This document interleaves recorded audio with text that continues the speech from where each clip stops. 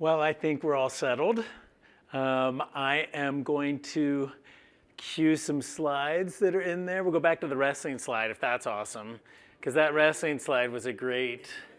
There it is.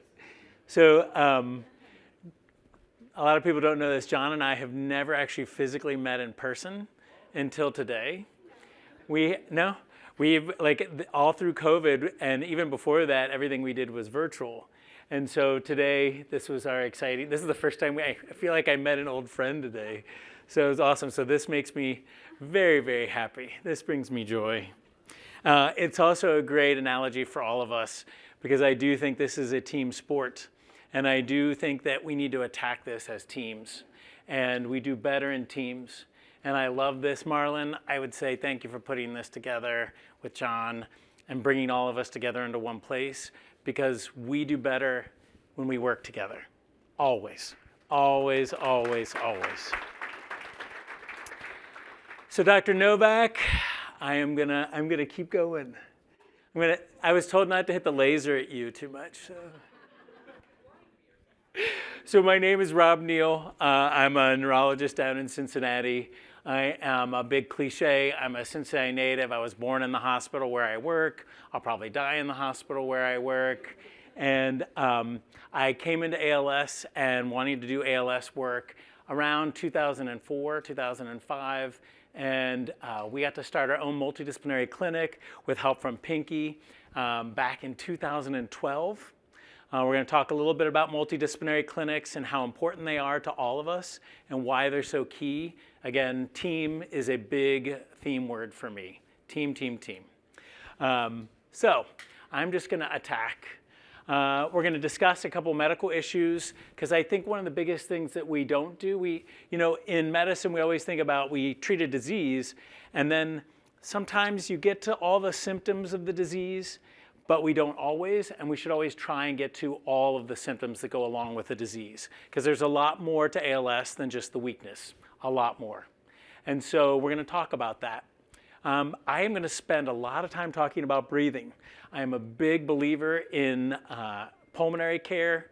I will. It's one of the few times you'll hear me nag, actually, and anyone who works with me knows that I'm a nagger about breathing and how important it is for ALS care. And then we're going to talk about feeding tubes. So I'm going to try and give you some of the more symptomatic things. Thank you to John for queuing me up. So ALS, we talked about, is a disease that involves weakness. It's predominantly the motor system of our nervous system. It is degeneration. Again, you have, as John was saying, you have two different sets of nerves. You have some in the brain and some in the spinal cord and the brainstem. The cells in your spinal cord and brainstem are the ones that are kind of like the generators telling muscles to move. And then the ones in our brain are the ones that are giving fine tuning to those cells. They're basically telling those cells in your brainstem and in your spinal cord, hey, you can move, but I want you to move in a coordinated fashion. The problem with ALS is both of those are getting damaged in different amounts for different people. So we're going to talk a little bit about when we say upper motor neuron predominant, which means that the ones up here in your brain are degenerating more, and then lower motor neuron predominant, which means the ones in our brain stem and our spinal cord are degenerating more. And it becomes a very important distinction because we treat them slightly differently, and we work differently with different types of ALS. So these are a lot of the other systemic symptoms that you're going to deal with ALS. Pseudobulbar affect, we talked about, is basically the brakes are off on your emotional expression. So again, I know that when someone falls in front of me, I shouldn't laugh. But sometimes when that isn't working, I might smile or get nervous and smile or get nervous and laugh. That is what pseudobulbar affect is. It's the expression of actually emotion. It's not the emotion. I'm not feeling happy that someone fell. It's saying, oh, the brakes aren't working real well, and all of a sudden this emotion popped out. That's how I think of it. Depression. I think we do a poor job in medicine about talking about mental health. I think it's incredibly important. We are very lucky to have very good support teams with all of our clinics that do mental health care, and that is incredibly important. Sleep is important. If you're tired, you don't have energy, your mood goes down, it's rough. We talk about weight loss, and we'll talk specifically about that in the context of nutrition. Temperature dysregulation, particularly cold. I'm a man. I am used to spending my entire life feeling hot all the time. One of the most common things that happens, though, in ALS is people start having dysregulation of temperature. And you'll find that men start complaining about being cold for the first time in their life. They're like, why am I cold? And it's interesting that a lot of times women will feel the opposite, where they're having heat. And that's probably also some hormone changes that happen with weight loss in ALS. But muscle is a huge regulator of temperature. It's an insulator and a generator, and people forget about that all the time. So when you lose muscle, you get cold. That's the bottom line. You don't have the insulation, and you don't have the ability to generate heat. Constipation. Pinky knows that I joke about this all the time. I can talk about poop till the cows come home, but we're not going to talk about it till today. All right? But it is really important. It's actually one of our basic functions, and it is one of those things that's really, truly affected in ALS very easily. So it's something we will talk about. Drooling saliva I am going to talk about today. I'm not going to talk a lot about pain today. I thought about it. ALS does not cause pain. John and I talked about this. What I will say, though, is as human beings, we are made of joints. And one of the jobs of muscle is to keep the joints off of each other. And imagine when those muscles aren't working, that you cannot move the joint like you used to. What happens when a joint doesn't move well? It grinds. And so, yes, arthritis happens as a consequence of ALS. But the primary disease does not cause pain. It's a secondary symptom of the ALS. If your back doesn't move well, your knee doesn't move well, your shoulder doesn't move well, you will get pain there because the muscle didn't pull that joint apart like it should have. Bed sores, people don't talk about this, but our bodies don't like to be motionless. And so if you have any part of your body, your butt, your ankle, your thigh, that is just sitting for too long in one position, you can get a pressure sore, which means you just have too much pressure on the tissue, and that tissue then, it doesn't get good blood flow and the skin breaks down. This is why we always nag about changing position a lot and moving. So putting a pillow under a thigh, putting a pillow under your butt, moving your chair, having your mattress change positions. These are incredibly important. Pneumonia, DVTs, this is probably an upcoming area of research that I see. We still don't have good literature about blood clots, but I would say it's a very common thing for people who stop moving to develop blood clots. It happens. And a blood clot can be dangerous. It can actually be deadly. And then malnutrition, we definitely are talking about today. All right, let's talk pulm. So pulmonary, meaning the breathing, and how do we take care of the breathing? So respiratory failure is the #1 way that people with ALS pass away. #1. And it's probably one of the most important things we talk about. This is why I nag about it. I brought some data to the table today because I think people do well generally with data.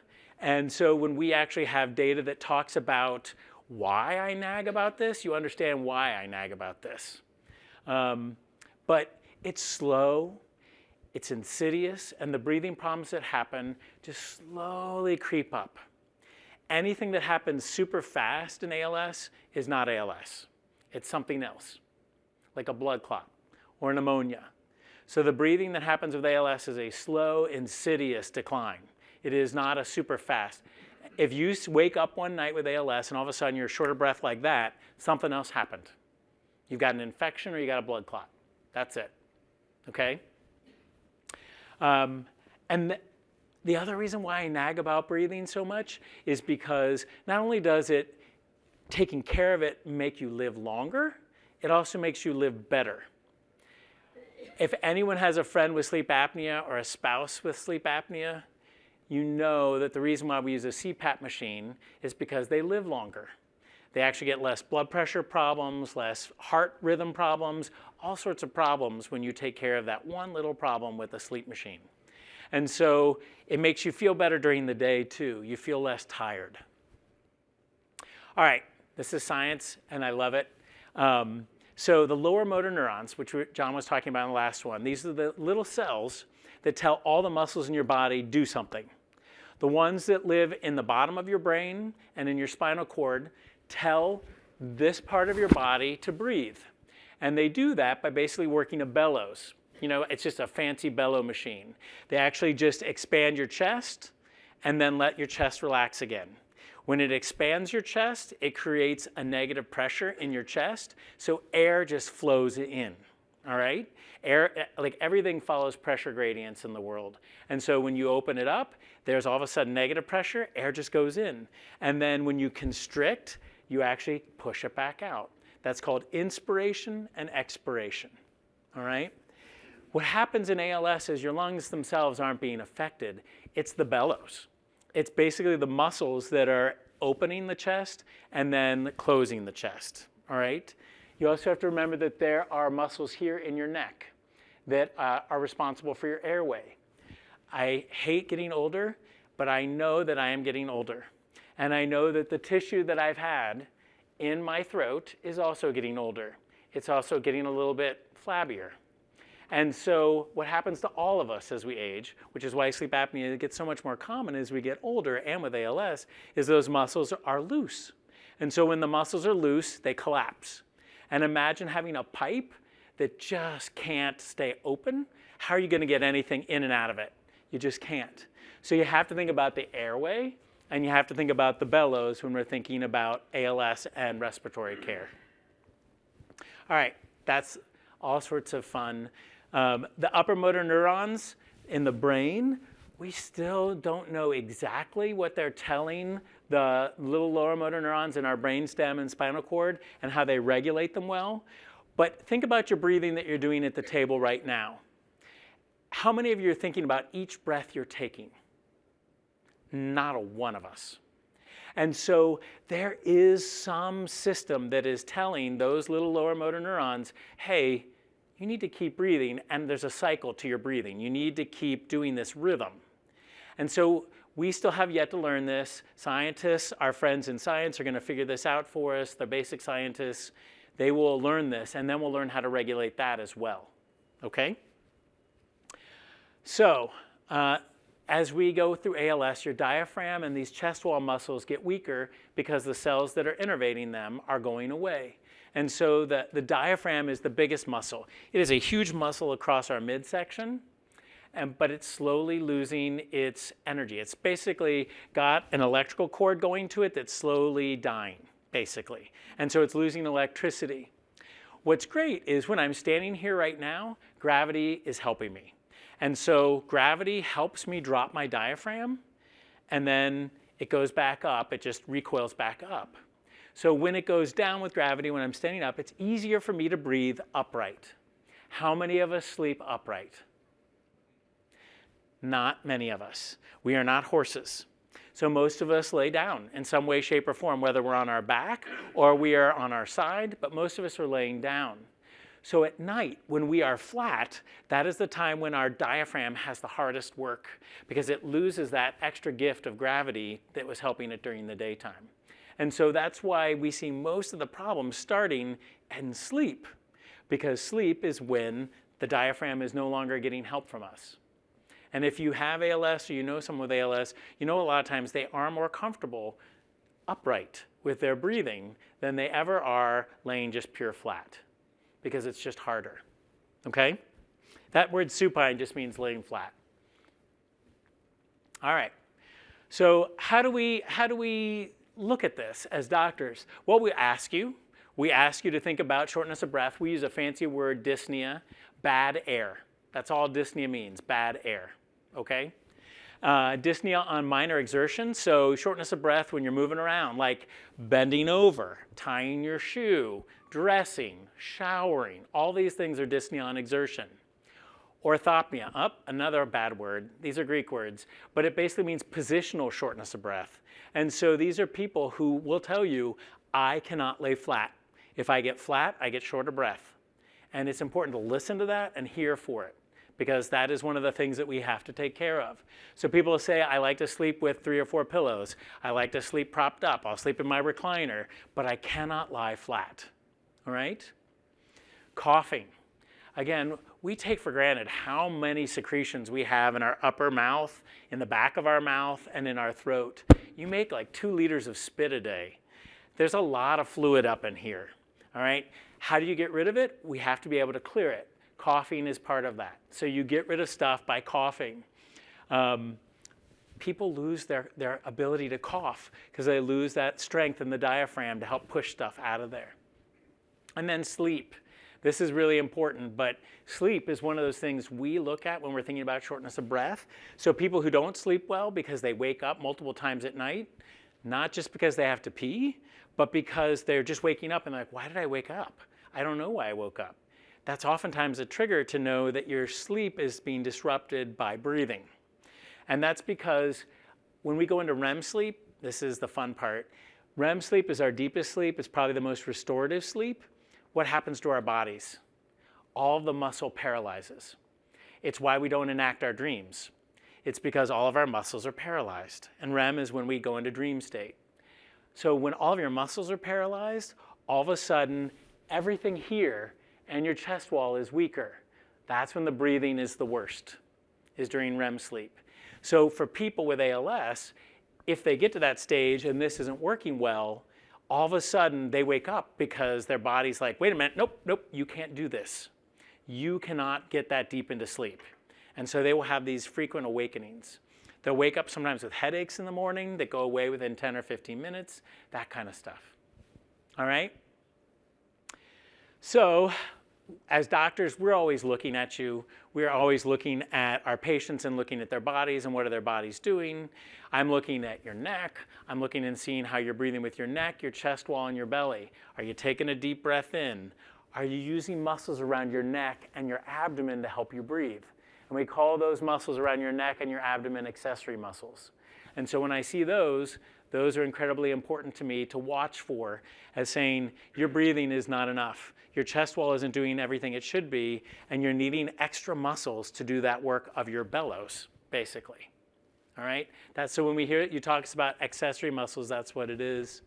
And the belly, the paradoxical movement of the belly, that, again, is another sign that you're using your abdomen to help you breathe. Weight loss. This is one, why do you guys think you lose weight in ALS?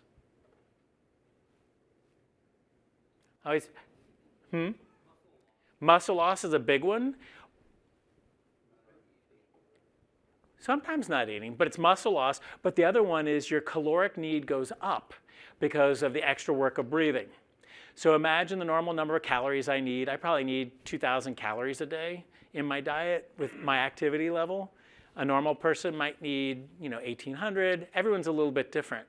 But when all of a sudden your chest wall is having to work harder, you burn more calories.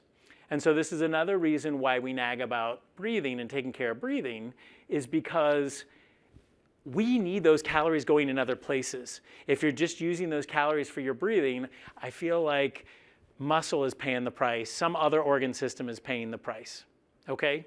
So this is another reason why we ask about weight and we ask about your breathing. So in the clinics, when you come in to see us, we will always take a breathing test upright and supine, laying flat. So we'll do one with you sitting and one with you flat. Again, I need to know the worst case scenario, which is you sleeping. And so I need to know what is your breathing when you're sleeping. And that's why we do the supine one. There's all these fancy words. I'm not going to go into it. But these are numbers and phrases that we use that help us figure out how to help you. The MIP, which is basically an inspiratory pressure. That's one of the ways that I can qualify people for ALS. And a lot of people think it's more sensitive than something we call the forced vital capacity. And so I use both. As soon as I can qualify people by either a breathing FVC, a forced vital capacity, or a MIP, I will do it, period, as soon as I can. When I was in training, this is what we were stuck with sleep studies. In Cincinnati, I don't know what it's like up in Columbus. I don't know where John is, but in Cincinnati, I can't get a sleep study for months. And so, and there's just a shortage of sleep doctors where we are. But this is how we used to do it, is getting overnight sleep studies. We do not do that anymore. We do the PFTs, and I will argue with insurance people any day of the week to get early non-invasive therapy. Overnight pulse oximetry is a quick cheat, which means you put a little monitor on your finger, and we watch your oxygen level while you're sleeping. Just your oxygen level. And we'll talk about that too. ABGs. This was also something that insurance companies used to do. Has anyone ever had an ABG? They're awful. It is basically putting, instead of drawing blood out of a vein, you're putting it in an artery. And arteries have a lot more nerve in them than a vein does. They have a lot more muscle, and it hurts. So if someone tries to do an ABG on someone, you'll hear me probably get real fussy because I think they're inappropriate. They don't belong in the care of ALS patients anymore. So if someone tries that on you, just say, Dr. Neel's going to get fussy. Because there's a lot of other ways to do this. Yeah. All right. So our academy, all neurologists, we belong to the American Academy of Neurology, and they give us guidelines. They've been a little slow. I think COVID really hit them. They were behind in 2019 when they were supposed to redo their guidelines. Then COVID happened, so they're just now getting around to the new guidelines for ALS care. But the last updated formal thing was 2009. But we've changed a lot since that time. The new update will be a lot better. Anyway, the supine breathing test is one of the best, as well as the what we call the maximum inspiratory pressure, or MIP. Those are the two that we use the most. All right. But in clinic, you'll probably see us also do this thing called the SNP. Our respiratory therapists do these for us. I do not do them, but I have a trained respiratory therapist who does them and has been doing them for 30 years. So it brings us to this. So let's say I find that there's a problem with your breathing. And how do I help? How do I make this better? And the sooner the better. So we use something called non-invasive positive pressure ventilation. I will shorten it in my notes to non-invasive ventilation, or NIV. Non-invasive just means I'm not putting a tube in your throat. It's on the outside of your body. It's basically on your face. Okay, that's why we say non-invasive, because there is invasive, which is things like an endotracheal tube or a trach. That's invasive. That's different. That means I had to put something inside of you. Okay, and then we also use cough assist. We'll talk about the different types of non-invasive because I think this is the fun part and important for us to know. And then we'll talk about how we work through it and how we sometimes have to work through your insurance, which is awful. We'll talk about that too. Tracheostomy, I tend to be on the side of, I tend to err away from tracheostomy except in very rare conditions and rare situations. And the way I like to think of it is all of this, basically from my mouth to my lungs, is dead space. This is kind of useless for breathing, to be quite honest. A trach helps me bypass it. But usually that's not why people are putting a trach in. They're usually putting a trach in because they couldn't come off of a breathing machine and non-invasive was no longer working. Okay? So that trach becomes a way to keep them breathing, but they are very hard to manage at home. Ventilators at home are almost near impossible to manage. I've even had ICU level nurses who are unable to do it. So trach is a very intimate conversation that you should have with your doctor.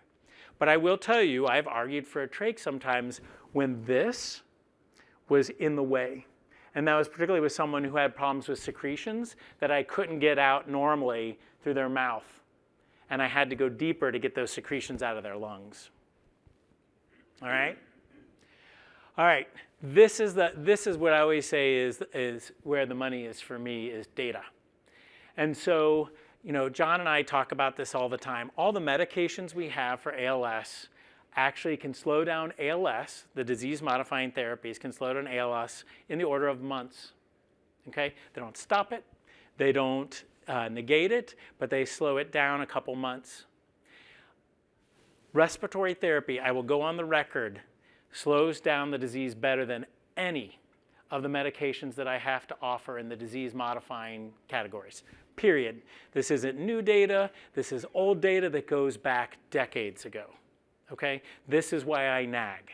And if you look on this slide, I made these darker. I don't know if it showed, I should have like put them in red. But there's studies from 1999 that showed using early non-invasive ventilation could expand life by 7 months, by 15 months, by 12 months. This isn't a surprise to anyone. This is why we nag about it. This is why we have to have good relations with our friends in pulmonary and in the respiratory companies, because we need them and we need their help. Because people who use non-invasive early do better. They live better, they live longer. I can't say it any more definitively.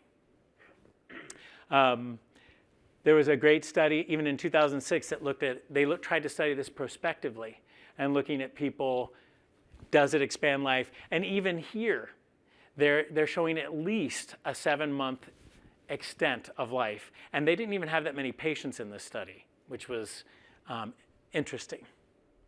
All right? So we really do think that non-invasive is good for quality of life and quantity of life. It is an accepted thing. And you're thinking, Rob, you're a neurologist. You were trained for brains. Why are you doing this? Why are you taking care of breathing machines? And it was because there wasn't someone else to do it. So most of us learned how to start breathing machines on our own and learned. The man who taught me the most about how to write non-invasive ventilation is sitting over there, Will Morgan, who I was like, Will, help me, because I don't know. And he trained me. And then Sue, I've learned from the people, and we can all learn. And so I think it's so important that we do keep learning in this process. All right, this is important. This is a slide that maybe everyone should know. When you come into clinic, we look at a couple different things. We ask about, this is how we qualify you for non-invasive by Medicare. And these are the ones that we use to, argue, shall we say. And I do argue with insurance companies an awful lot. It is an unpleasant part of my job, but I will do it. So they will say if you have an arterial blood gas that's more than 45 on your carbon dioxide, again, I am not going to do that to you ever because I think that is painful. It is wrong. So we use things like I put an overnight oximeter on your finger and see if you drop down to 88% overnight for more than 5 minutes. Qualified. Done. The other one is that breathing test, that forced vital capacity less than 50%. And then this maximum inspiratory pressure, or MIP, less than -60. Those are the three. This is usually the one that goes first, and this is the one I will usually write first. And so I'll ask, do you have shortness of breath? Do you have shortness of breath with position or exertion? And if this number's there, then I can write it right away according to Medicare. It's the private pay insurances that sometimes give me trouble, but this is what we do. So let's talk about machines. You're going to notice that I skip past CPAP machines on here. Anyone know why we don't talk about CPAP? Look, CPAP's been around for a long time. It's continuous positive airway pressure. So I liken it to hanging my head outside my car window when I'm driving down the expressway going 60. That volume of air is coming at me the whole time.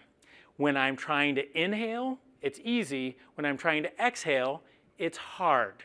Again, that's why it's much easier to inhale. So CPAP is great on the inhale. It's really good when you're talking about just upper airway stuff and keeping the tube open. So we use BiPAP. And BiPAP, or bi-level PAP, BiPAP is like the Kleenex name for BiPAP or bi-level. Anyway, bi-level means it has two different pressures on the machine. One for when you're inhaling and one for your exhaling. It is easier, again, to put, when it's putting pressure on you, to have a higher pressure when you inhale, to push the airway open, to push those little balloons that are in your lungs, the alveoli, open. That's the important time. And then you need a little less pressure when you are trying to exhale. You want less resistance against it. That's why you have two different pressures on a bi-level, okay? These work actually great, but there's one downfall with bi-level a lot of times is it doesn't, if you have any kind of abnormal central nervous system pathology, meaning you stop breathing and you're not breathing well, not just the bellows, but if there's dysregulation of it, it doesn't catch it. And so it won't catch basically those stops in your breathing. And so it is a newer one. It's been standard of care in my world for, God, a decade. I think, Pinky, I remember you were the first one who taught me about it in like 2009 or 10. But so it's called average volume adjusted pressure support, or AVAPs. And these are, they're just more sensitive machines. And basically, this is a machine that's sensing and trying to keep that tidal volume, that expanse of your breathing, consistent throughout every breath, because not every breath is exactly the same. And that's what people don't understand. Every breath is slightly different than the next one. And so it is actually paying attention to it. For some people, bi-level is perfect. Some people really need the AVAPs because it's a lot more comfortable. And again, some breaths are more shallow than others. And so the AVAPs really listens to that and helps you pay attention to that. So I push for AVAPs right away, because most always people need to get to AVAPs eventually. All right, this is something our friends with the respiratory companies know. They're hard to use. No one wants to think about putting a machine on their face all night. That's a lot of extra stuff. How do I get that thing off my face? What happens if no one knows that I need to get it off my face? That's kind of what we keep an eye on. That's one thing. So there are a variety pack of masks. I think there's like 65 different types of masks at this point out there. Don't stop with one. If you're having trouble tolerating the mask, it doesn't matter what your disorder of breathing is, ask for a different mask and try different masks. Figure out what'll work. And the companies keep building new different types of masks to pay attention to us. They have some for side sleepers, because I'm a side sleeper sometimes.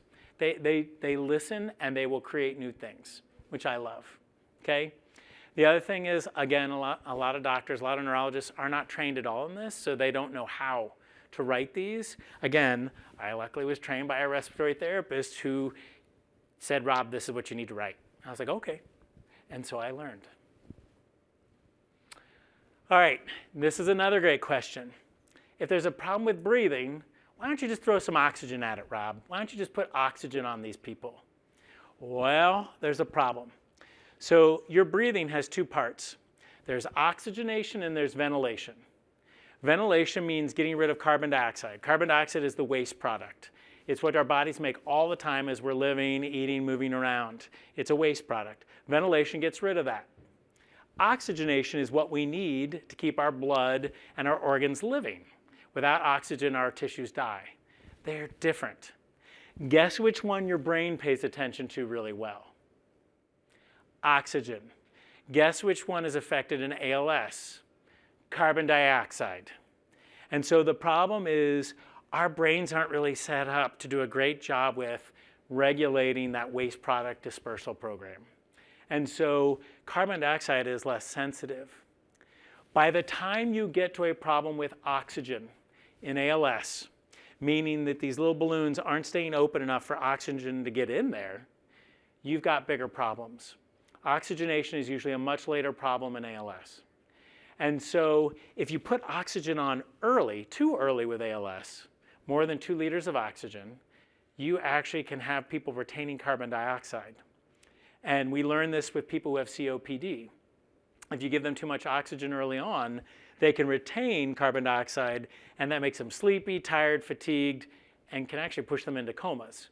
So you always hear your neurology friends talking about oxygen in low doses is okay, but oxygen in high doses, more than 2 liters, only if you're using a machine with it. Only if you're using a machine with it, okay? Because it's just, you actually will turn off the one sensor that your brain has, the oxygen sensor, that's saying, hey, something's wrong with your breathing. Your brain just doesn't sense carbon dioxide well. And that's, again, this is one of the most common questions we get, so I had to put it in here, is why not just throw oxygen on everyone? Because we don't all need oxygen. That's the secret. All right? Diaphragmatic pacers. Does anyone, John, you remember this, and Adam, you'll remember this, Steve will remember this, you'll remember this.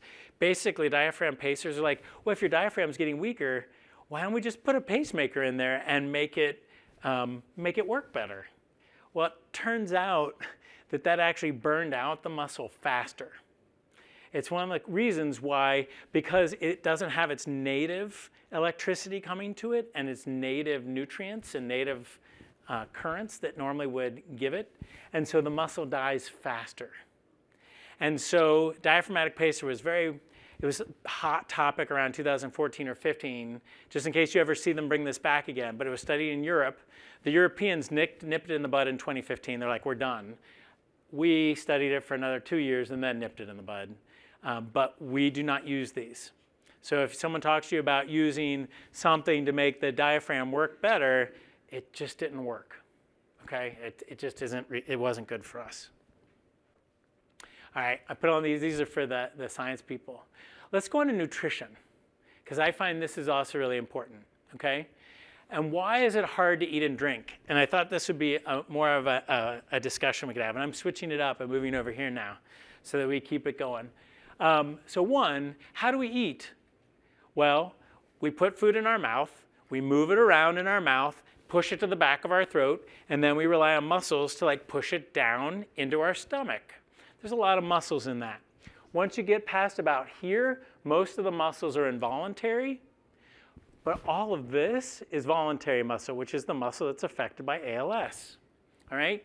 So chewing and moving food around the mouth and swallowing are all important parts of this.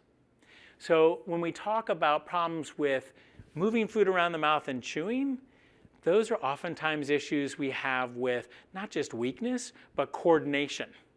And that becomes important for the people who have upper motor neuron predominant ALS. Because upper motor neuron predominant ALS means it's slow. And so I can normally pound a sandwich in about 5 minutes. But if my muscles weren't coordinated, it might take me a half hour to get that sandwich down. That is fatiguing. It is an important issue to think about with ALS, is it's not just about the strength of those muscles, it's the coordination and the fatigue factor. So oftentimes people, it's taking you longer to get those 2,000 calories you needed in the day. All of a sudden it's taking you 30 minutes, an hour to get the same number of calories in because of how hard it is to get the food in and down. All right? Just think about that for a little bit. Dysphagia is our fancy doctor word, bad swallowing. It usually starts with water. This is why we always ask about water and coughing and choking on water or spit. Because first thing, of all the things in the neuromuscular word, it's water. Then it goes to pills. So you ask about things like peanuts, popcorn, pills, those kind of things. How many pills could you take at one time? Can you take 10 pills at one time? Or are you down to 1? Like, how does it change? That's important. And then it'll go to solid food. Ironically, lettuce gets more like peanuts a lot of times, so small shredded lettuce, trouble, because it's easy to choke on. So shredded lettuce is rough. We all work with speech-language pathologists. We're blessed to work with them, SLP. We shorten and just say speech therapists, but they're more than that. They also do swallowing. They will always evaluate you in our multidisciplinary clinics. They can do a FEES, which is basically they put a little light and camera down and watch you swallow, or a modified barium, which is we watch you with an X-ray swallow, and we see where that swallowing gets held up. Okay? Those are the 2 different tests they use. And the first intervention we have is consistency modification, meaning go for things that are softer, smaller, and less particulate. Are you giving time? Is that a time? She's giving 10 minutes. I'm getting the 10 minutes. I talk a lot, if you can't tell. Caitlin knows this. I can babble for hours. John, I'm usually counting on John to shut me up. So, Marlon, thank you. So when we do eating and drinking, we will work with a dietitian who'll help you look at the number of calories. We hired our first dietitian in 2024. She is fantastic, Jonah. We're so lucky to have her join us. And she helps us put individual meal plans for people. We look at calories, but we also look at protein. You'll hear me talk about 60 grams of protein in an average day that you need probably. I also talk about holistic eating. I'm a big believer in real meat, real butter, real sugar, real honey, real fruit. Trying not to do artificial flavorings and things like that if I can help it. And we usually recommend people to increase their caloric intake by about 15 to 25%. That's a lot. And you don't think about it. It's a little bit more than you think you need, but you do.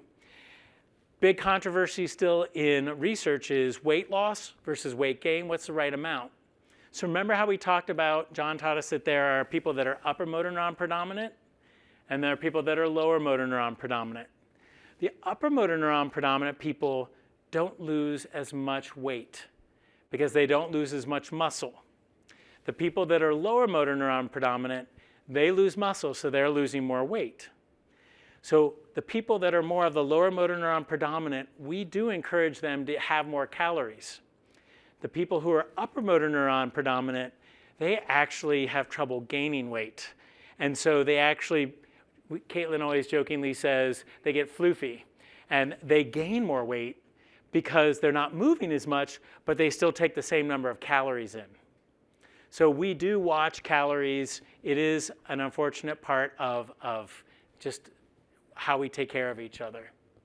So we expect the weight loss, but we also have to be careful of weight gain, because for every 4 pounds of weight you have up top, every pound of weight up top is like an extra 4 pounds of weight on your joints down below. And when you understand that, that's why transfers get so much harder the more weight you have up top. So if your legs have just a certain amount of strength and I add 4 times the amount of weight on top of it, it gets harder for them to move. All right. Feeding tubes are incredibly important to us. ALS is the disease that I think that feeding tubes was made for, hands down. I have had people with feeding tubes that are walking around, still working, doing all the things they want to do, but if we hadn't, if they had lost their ability to eat and drink, they would have died a lot sooner. It's why I think a lot of the data is skewed the wrong way, and a lot of the data from even 10 years ago, we were not aggressive enough about feeding tubes. Now we're very aggressive about them when we talk about them. I probably won't be aggressive about it with people who have really bad dementia. I find that that is a different category because they might not, it might be dangerous for them, actually. I've seen people pull them out, et cetera.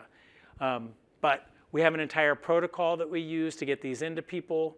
Most people are afraid of them because they're like, Rob, when you put the feeding tube in, I can't eat anymore. Wrong.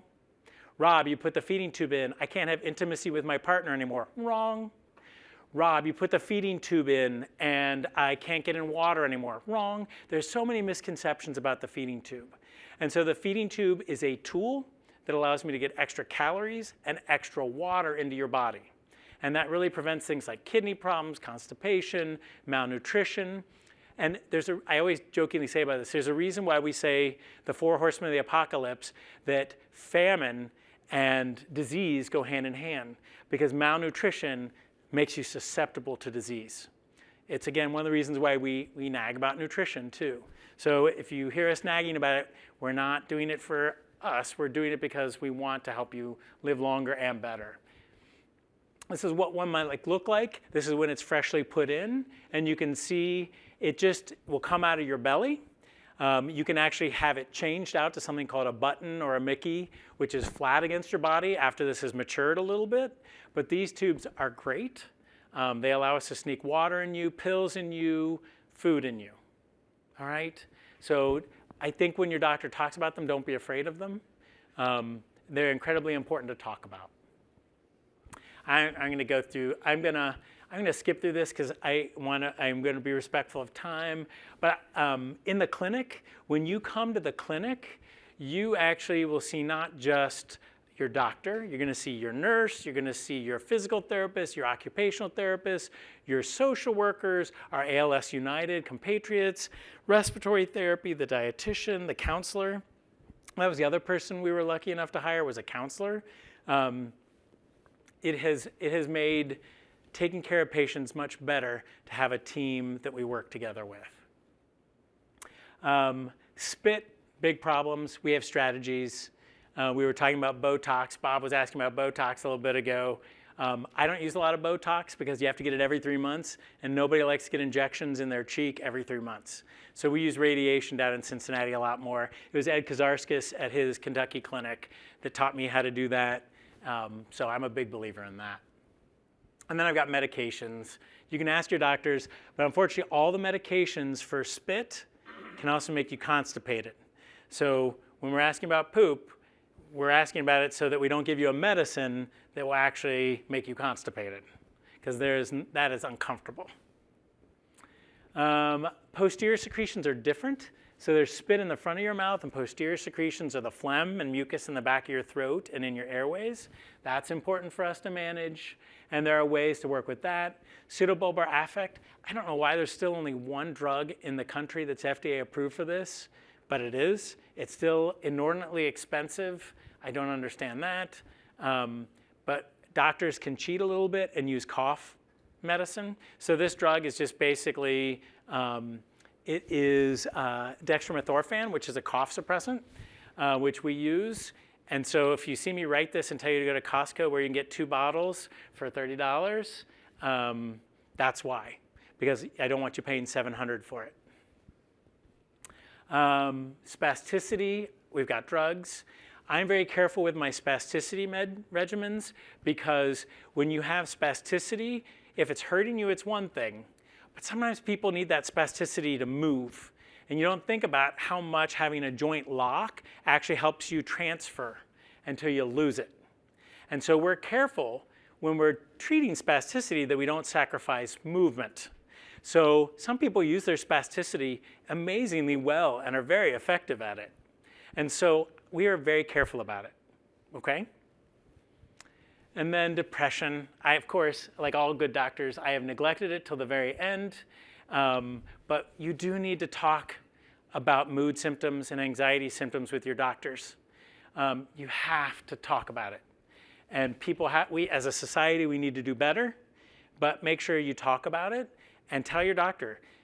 Tell your ALS United coordinator. Someone needs to know, and then they can tell it to your doctor. Tell it to your nurse. Someone's got to know, but don't neglect this, because it is a quality of life measure, the same as breathing, nutrition, constipation, everything else. And you will live better if it's being treated better. All right, I'm off my soapbox. I'm just going to go to the end and stop, and John is going to come back up, I think. No? No? John, you tag teamed. I want the wrestling picture back up in here, because we were going to just take questions on symptoms. I love John's preface in the earlier part. It was like, if you have a symptom, try not to make it about you, but generalize it about how do one deal with this, because that helps a lot, because we don't know individuals. Like John knows a lot of you. I know a lot of you, but did I talk too much, John? No. All right, keep going. No. Less questions. Questions.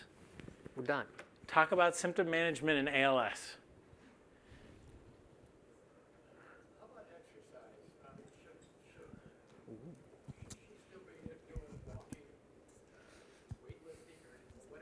Should be. You said should.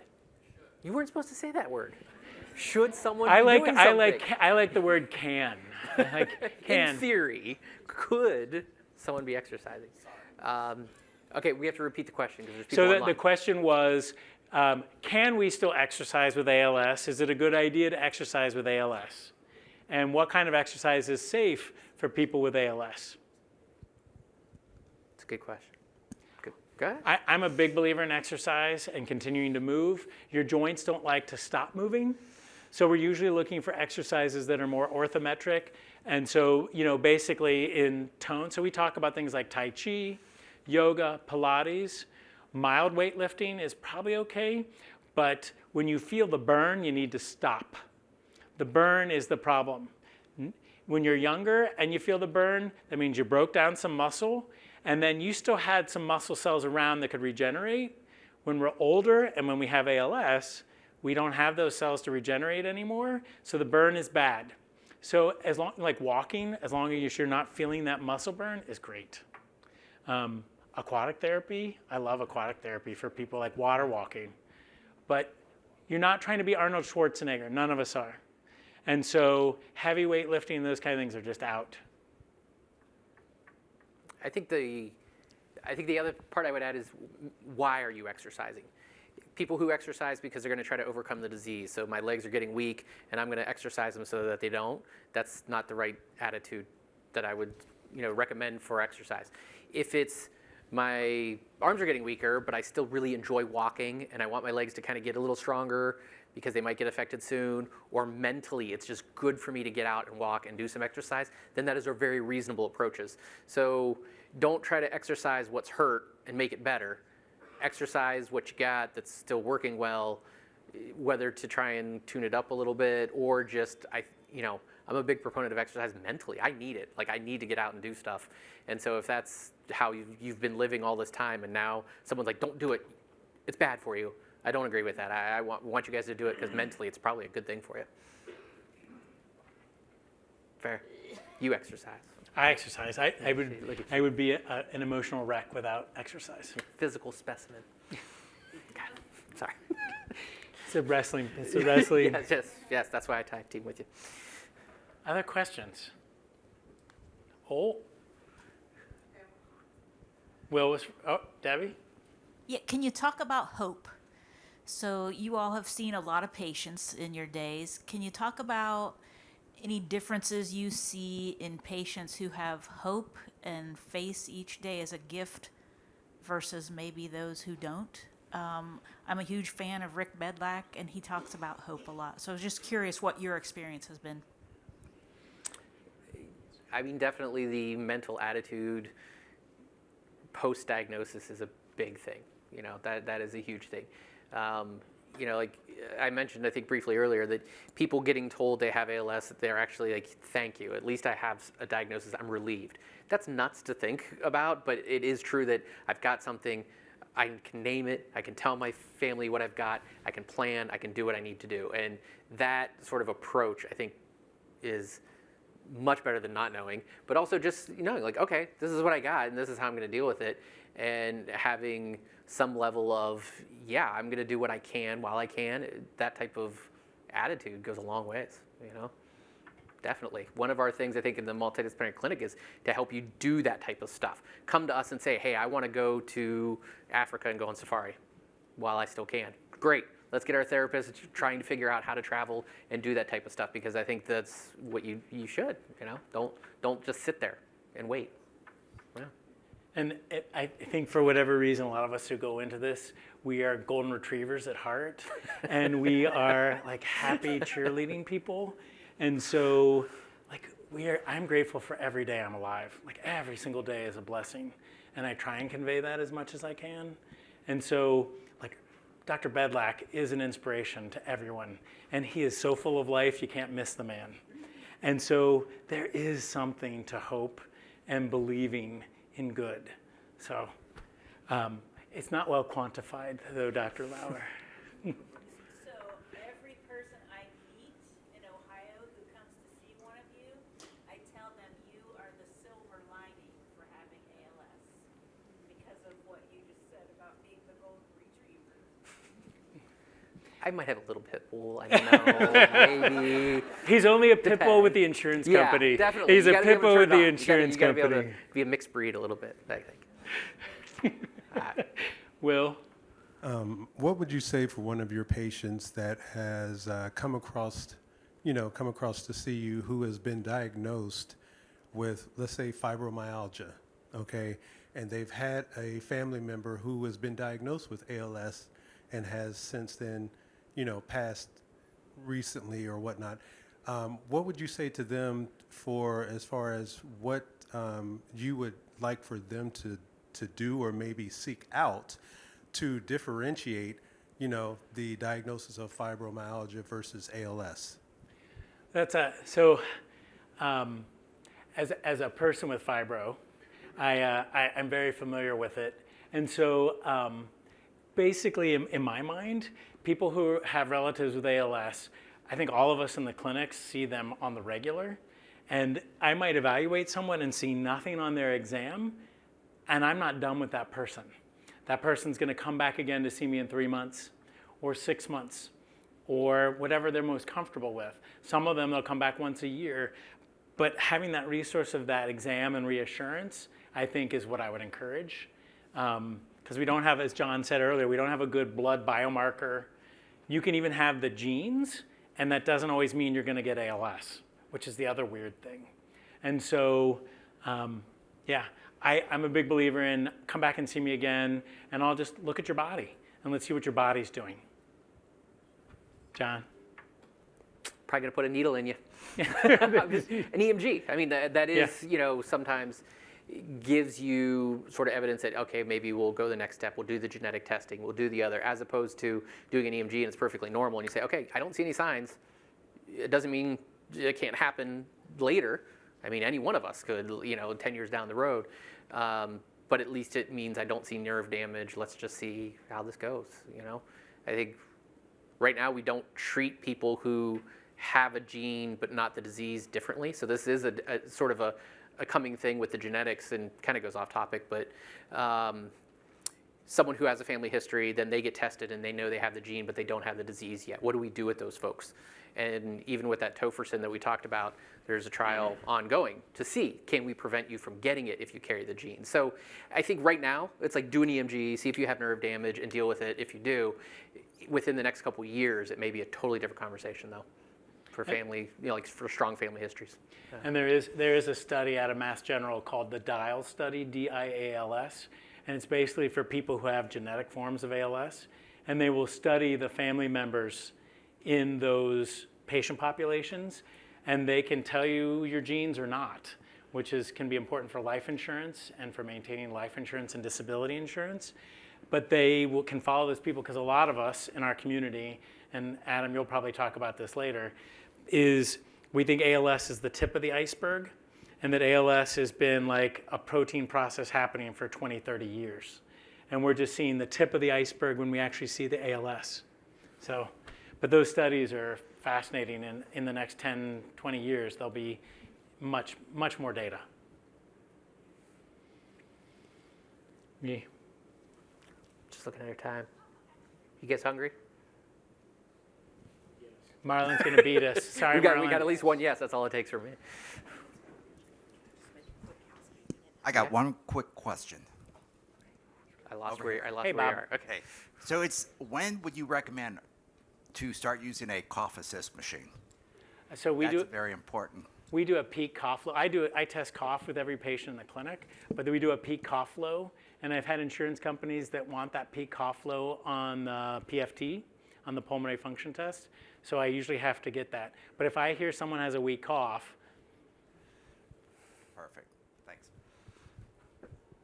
but I like people to have them, Bob, early, because if they get the flu or they get something else, they're great for like getting junk out. Sorry, Marlon. All right. Thank you, everybody.